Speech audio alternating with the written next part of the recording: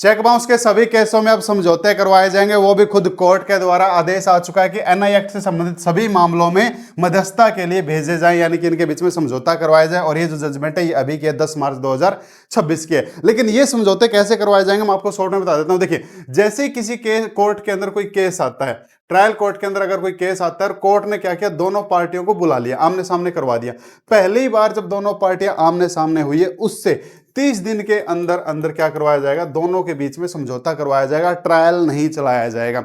यानी कि किसी ने केस डाल दिया, दूसरी पार्टी को समन भेज के कोर्ट में बुला लिया, उस दिन से जिस दिन दोनों पार्टी आई है 30 दिन के अंदर अंदर कोई ट्रायल नहीं चलाया जाएगा, उनके बीच में समझौता करवाया जाएगा, ऐसा बता रहा है जजमेंट। लेकिन क्या कोर्ट जबरदस्ती समझौता करवा सकती है? कोर्ट जबरदस्ती समझौता नहीं करवा सकती है। और अगर यहां पे इनका समझौता होता है तो कोर्ट उसकी कोई फीस नहीं लेगा। ठीक है, वेल एंड गुड है, दोनों का समझौता होगा भाई, ठीक है, बाय बाय टाटा। लेकिन अगर मान के चलो ट्रायल कोर्ट ने किसी को सजा सुना दी, उसका मामला अपीलीय कोर्ट में गया हुआ है, जैसे सेशन कोर्ट या हाई कोर्ट में गया हुआ, क्या वहां पे भी ऐसे समझौता हो सकता है? वहां पे भी अब कोर्ट पहली ट्राई यही करेगा कि अपीलीय कोर्ट में जैसी दोनों पार्टियां आमने सामने आई है, उससे 30 दिन के अंदर अंदर उनका समझौता करवाने की पूरी कोशिश की जाएगी, और इसके लिए कोर्ट कोई फीस जो है नहीं लेगा।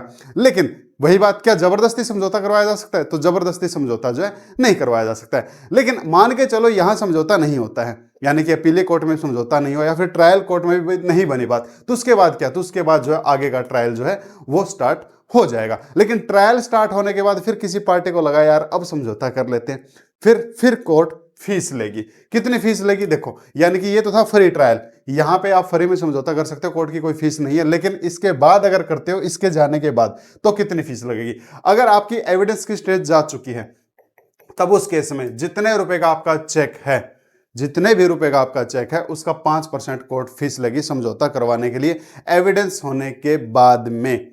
लेकिन मान के चलो आपके केस में सजा मिल चुकी है, और सजा मिलने के बाद आप समझौता करना चाहते हो, ट्रायल कोर्ट ने सजा सुना दी, उसके बाद अगर आप अपीलीय कोर्ट में समझौता करना चाहते हो, उस केस में अपीलीय कोर्ट में भी ये दिन जाने के बाद अगर समझौता करना चाहते हो, तो 5.5% जो 7.5% जो है आपको उस चेक अमाउंट की फीस कोर्ट में जमा करवानी पड़ेगी, जितने रुपए का चेक है। फिर कोर्ट आपका समझौता करवाएगी, यानी कि वो जो सजा है उस सजा को माफ करेगी, और भाई दोनों का समझौता हो गया तो। लेकिन अगर आपका मैटर सुप्रीम कोर्ट में जा चुका है, और वहां आप अगर समझौता करना चाहते हैं, तो सुप्रीम कोर्ट 10% लेगा जी, आपके चेक अमाउंट का, जितने रुपए का चेक है उसका 10% फीस लेगा समझौता करवाने के लिए, और दूसरे पार्टी को सजा से बचाने के लिए। तो चेक बाउंस केस में आप केस डलते ही से लेके और सजा मिलने के बाद तक भी आप समझौता कर सकते हो। अब यहां पे जजमेंट के अंदर क्या बता दिया वो आपको दिखा देता हूं। एक चीज और, क्या ये समझौता घर बैठे हो सकता है? ऑनलाइन? हाँ जी, ऑनलाइन हो सकता है भाई। अगर आप भी ऐसी दो पार्टी हैं, तो आप घर बैठे वीडियो कॉन्फ्रेंस के माध्यम से भी ये समझौता कर सकते हैं। देखो, इसके अंदर मैं डायरेक्ट आपको आज गाइडलाइन ही बता देता हूं, केस के बारे में नहीं देखते हैं, पहले हम इसकी सुप्रीम कोर्ट की गाइडलाइन देखते हैं, फिर इस जजमेंट को देखते हैं हुआ क्या था। यहां पे सुप्रीम कोर्ट ने गाइडलाइन दी है इस केस के तहत में, ये 2018 कहते हैं केस है, मेहता वाला। इसके अंदर देखो क्या बताया, दामोदर वाला से 2010 में, इसी अधिनियम के अंतर्गत मध्यस्थता के किसी भी चरण में पक्षकारों की लिखित सहमति से पूर्व मुकदमेबाजी मध्यस्थता सहित ऑनलाइन मध्यस्थता की जांच की जा सकती है, मध्यस्थता की जा सकती है, जिसमें इलेक्ट्रॉनिक फॉर्म या कंप्यूटर नेटवर्क का उपयोग शामिल है। लेकिन एनक्रिप्टेड इलेक्ट्रॉनिक मेल सेवा और सुरक्षित चैट रूम या वीडियो या ऑडियो मोड पर दोनों के माध्यम से कॉन्फ्रेंसिंग तक सीमित नहीं रहेगा। आप ऑनलाइन माध्यम से क्या कर सकते हो, अपना जो है कर सकते हो। ऑनलाइन मध्यस्थता की प्रक्रिया इस प्रकार से होगी जैसा कि निर्दिष्ट किया जा सकता है, जैसा कोर्ट बताएगी, जो गाइडलाइन बनाएगी उसके अकॉर्डिंग ही आप अपने वीडियो कॉन्फ्रेंस के माध्यम से आप अपना जो है समझौता कर सकते हो। ऑनलाइन मध्यस्थता का संचालन ऐसी परिस्थितियों में किया जाएगा जिससे यह सुनिश्चित हो कि कार्रवाई की अखंडता और गोपनीयता का आवश्यक तत्वों पर हर समय बनाए रखे, यानी कि प्राइवेसी का पूरा ध्यान रखा जाएगा। और एक चीज और मैं आपको बता देता हूं, कुछ लोगों के मन में यह होता है कि अगर जब हम दोनों के बीच में समझौता हो रहा है, और उस समझौते के दौरान मान के चलो एक पार्टी ने एक्सेप्ट कर लिया कि भाई मेरे से ये गलती हुई है, तो मध्यस्थता के दौरान किसी भी पार्टी ने कोई भी चीज स्वीकार की है ना, उसको सबूत नहीं माना जाता है। कई बार मन में आता है ना, क्या पता ये भाई समझौते के चक्कर में हमसे है ना सारी बातें मेरे मुंह से निकलवा ले, और मेरे मुंह से निकलवा के फिर जो उसको कोर्ट में रख दे। तो मीडिएशन के टाइम पे जो भी चीजें अपने मुंह से निकली होती है उनको सबूत नहीं माना जाता है। भाई वो चीजें आदमी कोई भी हो, अपना फैसला करने के लिए आदमी कुछ हद तक थोड़ा मोटा झूठ या कुछ हद तक थोड़ा मोटा जो सच है वो बोलता ही है, सिंपल सी बात है, कोर्ट भी समझती है, तो उसको प्रूफ नहीं माना जाएगा। तो ये मन में मत रखना कि भाई कहीं मैं कुछ उगल दूं और उसके बाद दूसरी पार्टी कहे ओह अब तो मेरे हाथ में सबूत हाथ लग गए, इसने खुद ही एक्सेप्ट कर लिया, अब मैं क्यों समझौता करूं, तो उसको सबूत नहीं माना जाएगा। इसमें गोपनीय के भाई अपनी पूरी प्राइवेसी जो बनाए रखी जाएगी। इस अधिनियम के अन्य प्रावधानों के अधीन रहते हुए ऑनलाइन मध्यस्थता के मामले में मध्यस्थता संचार मध्यस्थता की गोपनीयता सुनिश्चित करेगा।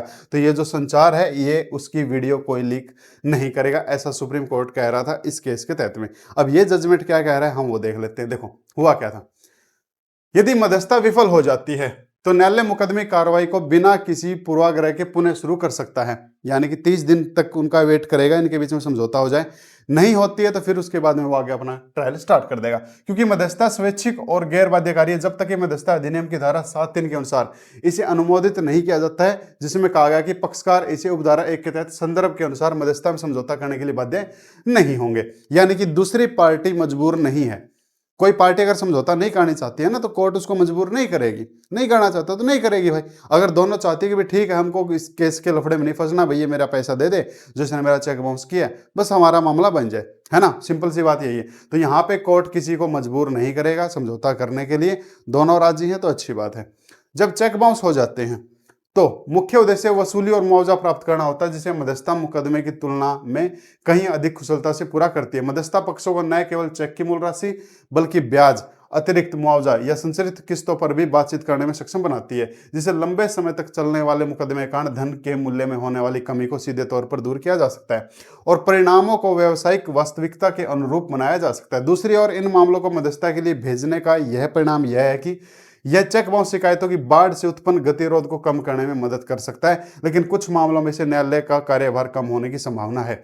इसका करने का कोर्ट का मोटिव यही है कि कोर्ट के कार्रवाई जो है बहुत ज्यादा केस चेक बाउंस के हो चुके हैं, तो वो उनमें थोड़ा रिलीफ कोर्ट को भी मिले और पार्टियों को भी मिले। जब मामला असफल समझौते या आरोपी द्वारा किए गए दिखावटी मध्यस्थता से संबंधित होता है तो यह मुकदमों को अनावश्यक रूप से लंबा खींच सकता है।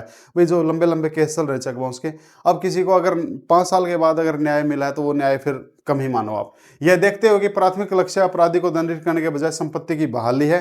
असफल मध्यस्थता में देरी का जोखिम उठाना उचित है, भले ही कुछ दुर्लभ मामले क्यों ना हो। अब कोर्ट ने ऐसा डिसीजन क्यों लिया है आपके सामने है, ताकि भाई कोर्ट का कामकाज भी कम हो जाए और पार्टियों के बीच में समझौते भी जल्दी हो जाए।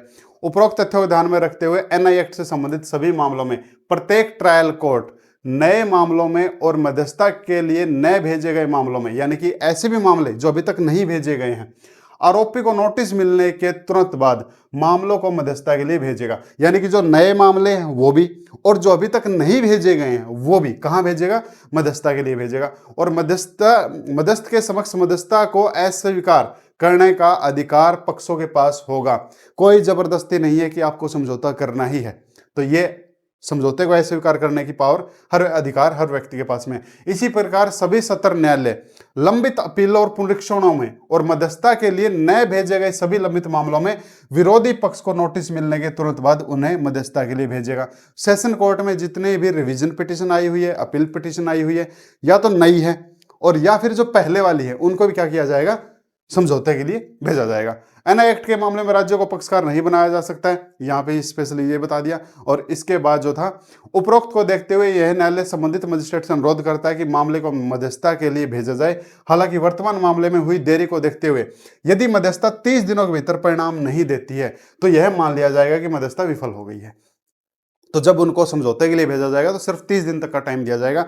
30 दिन के अंदर अगर उनकी बात नहीं बनती है तो फिर उसके बाद कोर्ट जो है ट्रायल चला देगी। और जैसा मैं बता चुका हूं, एक बार ट्रायल चलने के बाद फिर पार्टी अगर समझौता करना चाहेगी फिर उसको कोर्ट को फीस देनी पड़ेगी। और कितनी फीस, 5%, 7.5% और फिर 10%। और कैसे कैसे देनी पड़ेगी ये मैं आपको बता चुका हूं। और यह है 10 मार्च 2026 का जजमेंट, इसके अंदर गाइडलाइन जारी कर दी है। और ये हरियाणा हाई कोर्ट की अभी की जजमेंट है। और इसके अंदर एक सुप्रीम कोर्ट की जजमेंट का हवाला दिया जो मैं आपको बता चुका हूं, सोनू कुमार वर्सेस कुलवीर सिंह, 10 मार्च 2026। जिसको केस कर लेना है अपना डाउनलोड कर लेना गूगल गागल से, ये ऐसे केस आया। तो भाई चेक बाउंस के केस जो है सभी अब मध्यस्थता के लिए भेजे जाएंगे, चाहे वो नए हो या फिर पुराने वाले हो। और अगर आपको समझौता करना है तो आप वहां पे समझौता कर सकते हो। उम्मीद करूंगा ये जानकारी आपको अच्छी लगी आप इसको लाइक कर लें, शेयर कर लें, सब्सक्राइब आप इसको जरूर कर लें। Thank you.